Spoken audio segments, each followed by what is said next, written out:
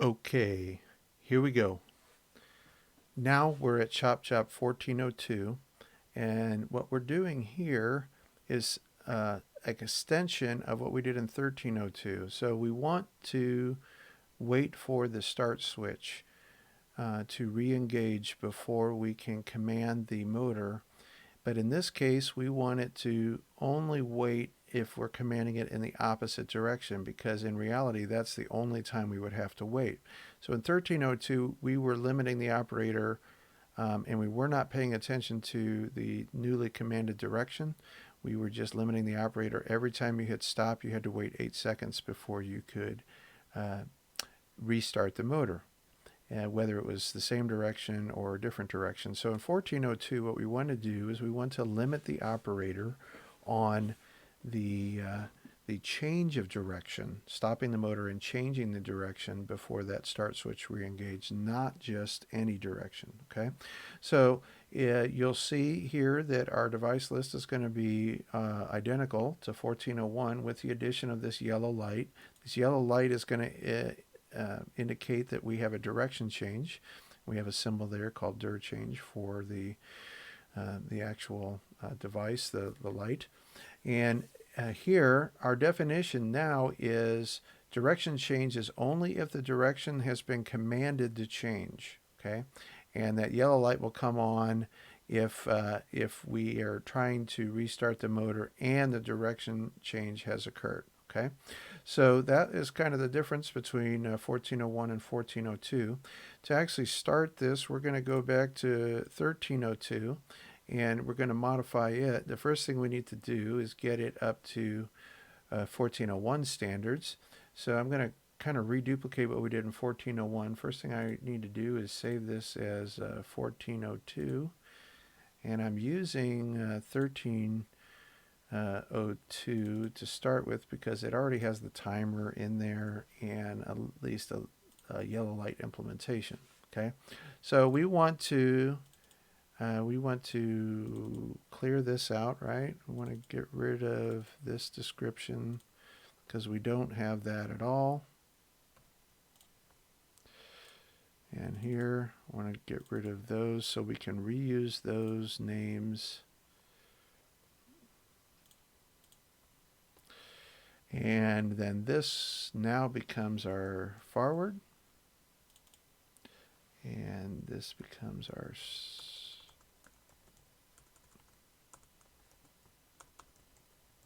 start forward. And then this will come to bit 6. And this is our reverse. This will be our start. Okay. So that was what we did for 1401. Of course, we didn't have this wait functionality in here, but we're going to need it for this one. Okay. So that brings us to 1401 standards. So now let's see what we can do for 1402. So I'm going to put focus on this rung 001 because I want to put a rung beneath it. So I'm going to hit my my new rung icon there, and for us to be able to determine if there has been a direction change, the first thing we have to do is store away what the last commanded direction was. Okay, so for us to be able to do that, we're going to use a binary. Okay, so I'm gonna go with B3 colon 0/4 for this one, and I'm going to call this last direction forward. Okay, and so here I'm just going to say LST FWD. Okay, now those names are not determined on the job sheet. That's up to the programmer. I find that these are pretty understandable here. Now, what tells us that we made it all the way to forward? Now, we implemented that already, and it's just below here. It is our white light, right?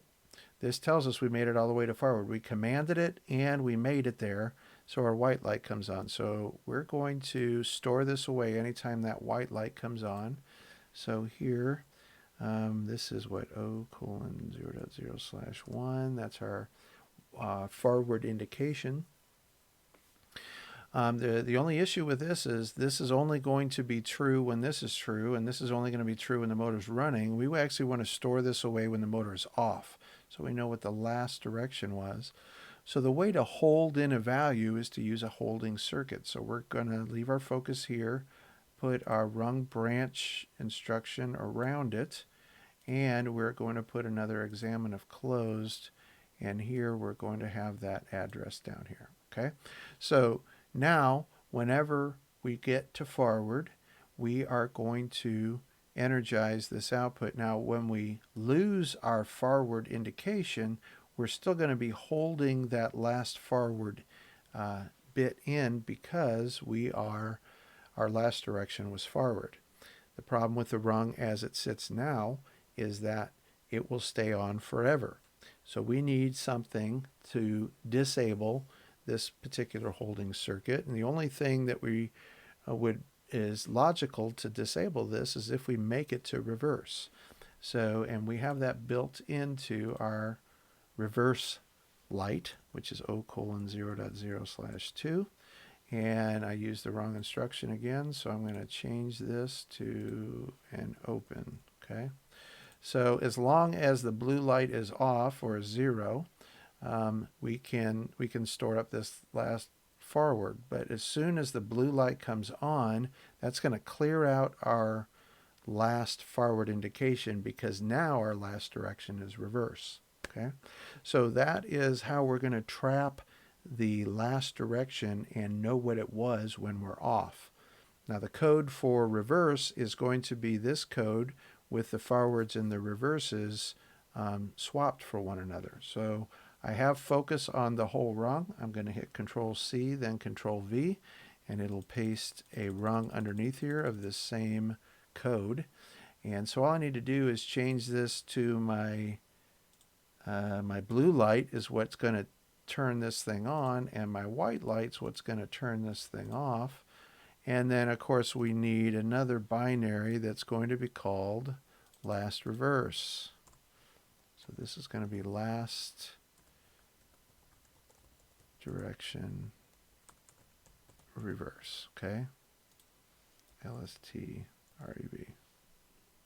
Okay, and of course we're going to want this down in my holding circuit. Okay, so if I make it all the way to reverse, I'm going to turn this binary on, and when I hit stop, that'll go away, but I'm going to be holding this in, and it'll hold it in there forever until we make it to forward. Okay, so I have my two directions saved in my in memory, internally inside the PLC. So now what I can do is I can modify my wait bit.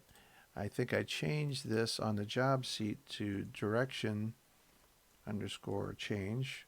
Okay, and I'm going to say this is a direction change indication. Okay, and that's still my yellow light, the address for my yellow light. Okay, so now what is our definition of a direction change? It's no longer the timer's timing, right? So here we already stored away our last forward. Well, if my last direction was forward,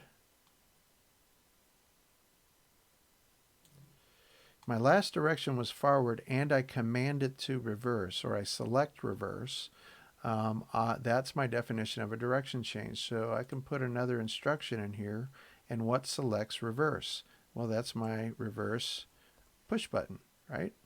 So that's start reverse button. Okay, and so that is a definition of a direction change, but that's not the only definition of a direction change. We have the same thing that if we have last LST reverse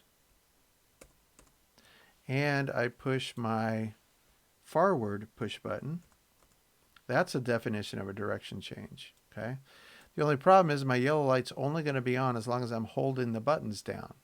So we don't want to only have this on when the buttons are being held, but we want it to be on when we want to trap this, And so we tell the operator, hey, you've got to wait before you can push that button in the opposite direction. So I'm going to put another rung branch here, and the way to hold that in here is to use itself as a holding address. So as soon as this gets energized, it is going to hold its self in to make sure that we don't lose that indication that the operator is trying to change direction. Okay, this is something that Alan Bradley does, and it drives me nuts. So we get this upside down birthday cake here, and if you keep stacking these on here, it keeps making each layer smaller and smaller. I'm going to show you how to get rid of that. If you click on this corner and you drag up, you'll notice that I have some large squares here, but then I have some smaller squares, and it actually sticks that rung there. Of course, I like this to be on the bottom, so I'm going to drag this corner up here, and that took away that upside down birthday cake and makes it look like how we would draw it on a piece of paper. Okay, so we've got direction change trapped. The only problem is once we trap it, it's going to stay trapped forever. Now think about what we're trying to do. We have to come up with a way to disable this direction change. We only care about a direction change when the motor is spinning down and we're waiting for that start switch to re-engage. We have at the bottom a start timer, and it's going to time as long as we're not running. Once we're done timing, this done bit comes on.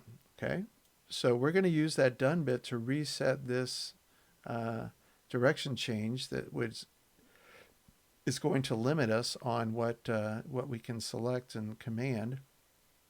And so what we want to check for is that timer not being done. Okay. So as long as the timer is not done, we are going to hold that direction change. Once it is finished, completed, this will evaluate to false because the done bit will be set to a 1, and my nickname for this is test for 0, and it'll clear out our direction change, and then you're free to select any direction that you want. Okay, let's go ahead and download this and check it. Just to look, our limiting thing up here is now not just the timer timing like it was before, but it's that directional code that we actually put in there for limiting our operator based on a direction change. Okay, so I'm going to download this. Okay, so now that we've downloaded, we can see that we're not limiting the operator on change of direction. And I'm going to go ahead and hit forward here, and we'll go in the forward direction. Okay, and then I'll hit stop, and I can hit forward again without having to wait for the 8-second timer. Okay, but as soon as I select an opposite direction, I push reverse. You notice my direction change bit came on, which made our yellow light come on, and it limited us as far as our direction change. Okay, so now I want to be able to go into reverse. So I'm going to push my reverse push button. And so now you can see that I am going in reverse. I'm going to hit stop. It will hit reverse again. Stop, hit reverse again. Okay, so I don't want to limit them based on our changing into the same direction within my spin down period. But as soon as I try to go in the opposite direction, I'm going to get my yellow light. And that yellow light indicates to the operator that they have to wait. Once the yellow light goes out, then I can select my opposite direction. Okay, so that's how we can implement direction change for starting and going in opposite directions for a single phase motor. So I hope that helps, and we'll see you in the next shop job.